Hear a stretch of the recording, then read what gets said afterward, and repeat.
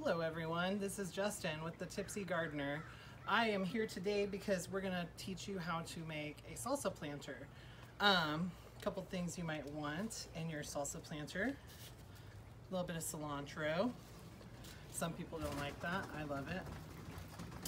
A tomato. And of course your favorite pepper.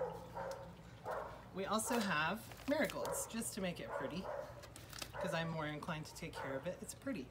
So, another thing you're going to want is you're going to want to have your pot available that you've chosen and selected.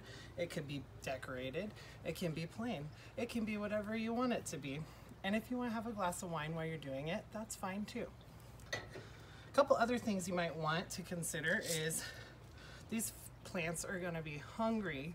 So there's only so much food in potting soil, so you may add some Osmocote or some other fertilizer, whatever you have on hand is fine. In my personal experience, I like this because I don't have to remember to do it weekly. It's just a monthly feed. And so let's get started. I have selected a champion tomato. It is a determinate variety, which means that it grows to a certain height and then it stops growing, whereas there are indeterminate tomatoes as well, which are going to keep growing to an indeterminate size. I like determinates because they're a little bit easier to manage, and I'm a busy person, and so there's less work with the staking and managing of all of that. So one of the things I want to talk about that I just did is I have the lower leaves off this tomato. What I like to do is I remove those probably about 6 inches from the base of the soil line. I do that because I'm going to plant that tomato super deep. Tomatoes are Lamiaceae, so they're going to get roots all up this stem when it gets buried, which gives it a sturdier base, and it also gives you a stronger, more harvestable tomato. I have already prepped my pot with some soil and also some slow release feed, and so I'm just gonna, if you have a trowel, you can use a trowel. I'll just use my hands because I'm a tactile person and I like to feel what I'm doing.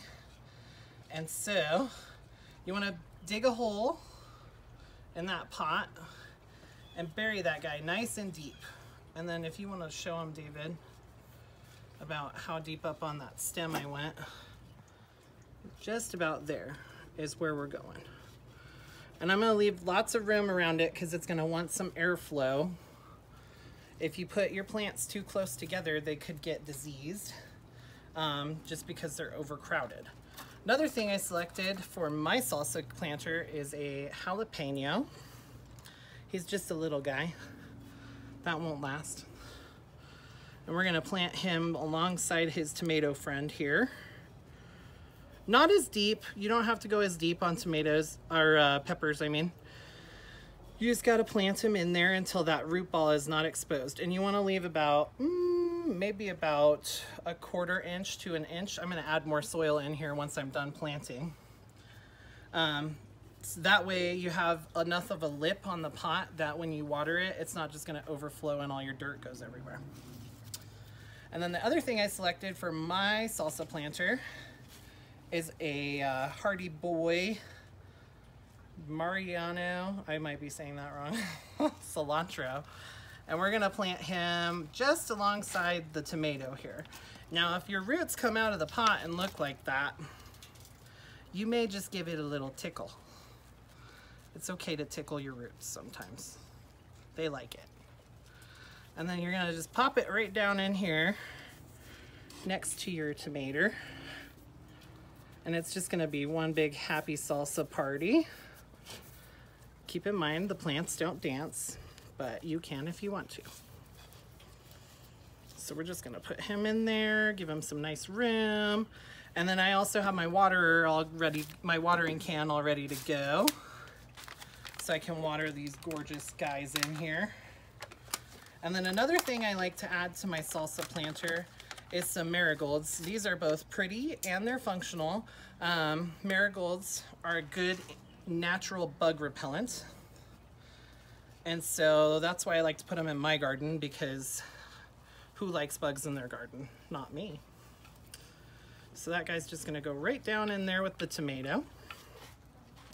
And then we're gonna straighten out that pepper because I kind of messed him up. Whoops, sorry little dude. And then I'm gonna do one more marigold just so that it fills in nice and full right here. There you go. And then once that's done, all I have left to do is, oh, well, I have one more thing I want to add. This is a little Nasturtium Plug. See them there? Nasturtium. These are a cool little vining plant, and these actually are edible as well as beautiful. They bloom little orange flowers, and that'll just cascade down the side of the pot there and give it a little bit more interest. And if you are unlucky enough to have aphids visit your garden, usually they'll go for this guy over the tomato, which keeps your harvest nice and fresh. So anyways, we'll give it a little turn so you can check it out.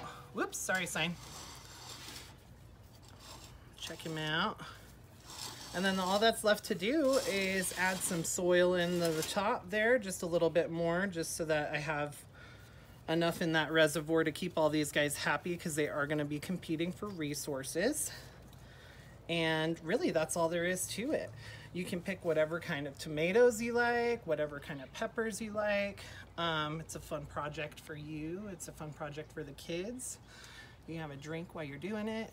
And that's really all there is to it. So I just wanted to take a little time out of my day today to share that with you. I appreciate you joining me here in my garden, and I'm looking forward to doing more of these projects in the future. If you'd like to follow us on Instagram, this is our Instagram hashtag.